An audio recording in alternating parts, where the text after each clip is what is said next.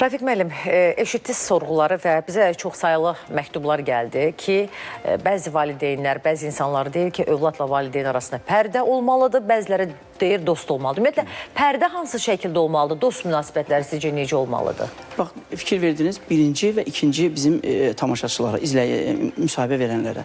Birinci gənc nəslin nümayəndəsidir, ikinci yaşlı nəslin nümayəndəsi. Birinci oğlan deyir ki, mən atamla, valideyn atayla dost olmalıdır. İkinci tamaşaçımız isə tamam başqa. Amma mən bir peşəmdən irəli gələrək valideyn övladı ilə dost ola bilməz. Bu doğru deyil. Dost bərabər hüquqlu deməkdir. Mənim səhvimi başa düş, mənim səhvimi anla. Valideyn övladla dost ola bilməz, qətiyyən. Amma valideyn, övlad valideyni həmişə güclü, ağıllı, savadlı, mənə kömək eləyə biləcək. Özünə nümunə yeri görməlidir. Güvənc yeri, mütləq görməlidir. Və bu bir. İkincisi, övlad valideynin də bütün problemlərini, baxın, bütün problemlər, problem elə burada başladı. Bütün problemlərini övlad valideyn arasında normal münasibətlər, ata məndən daha yuxarıdadır.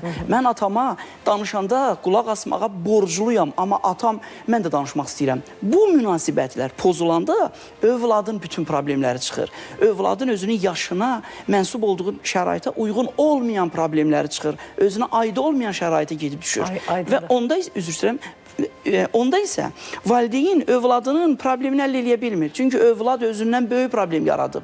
Uyğun olmayan bir insanlarla, cəmiyyət normalarına gedib düşür.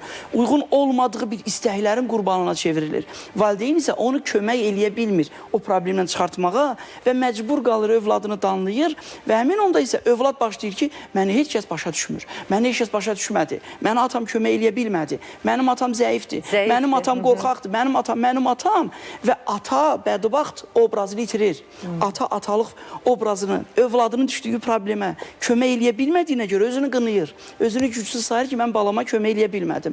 Amma heç kəs o valideynə demir, övlada demir ki, axı sənin yaratdığın problem nəzərdə tutulmayan problemdir. Sənin orada nə işin var idi?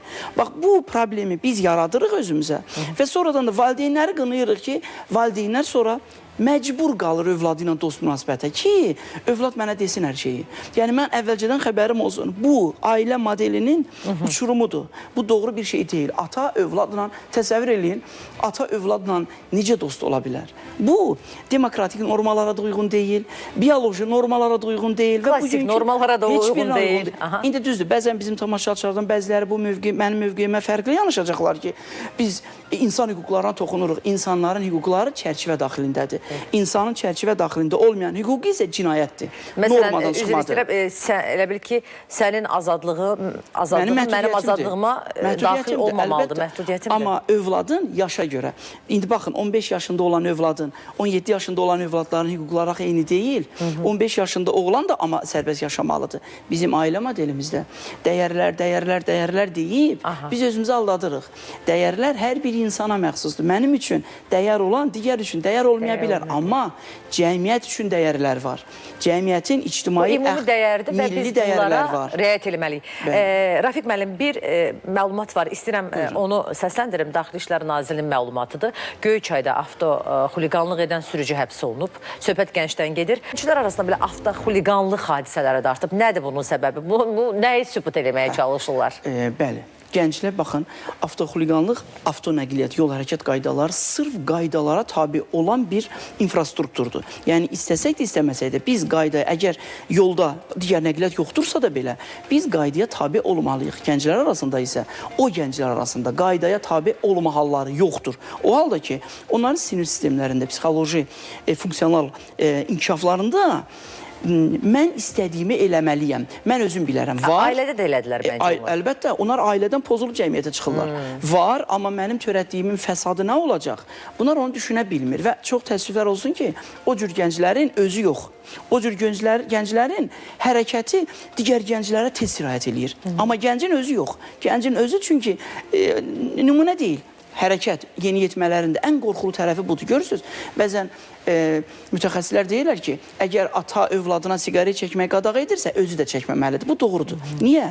övlad insanın özünə yox. Və yaxud da ki, ata olsun, ana olsun, uşağa deyir ki, əlindən telefonu yerə qoy. Özü durmadan telefonla məşğuldursa, bəli, bax, çünki yeniyetmələrdə insanın özünə yox, ata əziyyət çəkir, ata işləyir, buna yox, atanın hərəkətinə daha çox üstünlük verirlər. Və bu gün avtoxuliqanlıq hallarında da o gənclər o hərəkətə meyil göstərirlər ki, onların ailə modelində, ailə dəyərində özlərinin bildiyi kimi yaşamağa zərurət, ehtiyac var.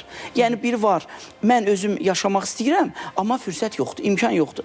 O cür uşaqlarda fürsət də var, imkan da var və bunlar özləri yaşadığı kimi yaşamalıdır. İnsan özləri kimi, özü istədiyi kimi yaşadıqda isə normaları pozmalıdır, qaydaları pozmalıdır və əlbəttə ki, sərt cəzalandırmalıdır. Rafiq müəllim, mövzumuz dərindir, çünki önəmli bir mövzudur. Yəni biz müzakirə eləsək, bəlkə bir neçə veriliş lazım olacaq və nəticə etibarilə valideyn hüquqlarını bilməlidir və hüquqlar çərçivəsində övladına tərbiyə verməlidir. Mütləq. Çox təşəkkür edirəm, studiyamıza gəldiniz. Bir çox suallarımızı cavablandırdınız. Çox sağ olun, xoşdur mənə də. Sağ olun. Bəli,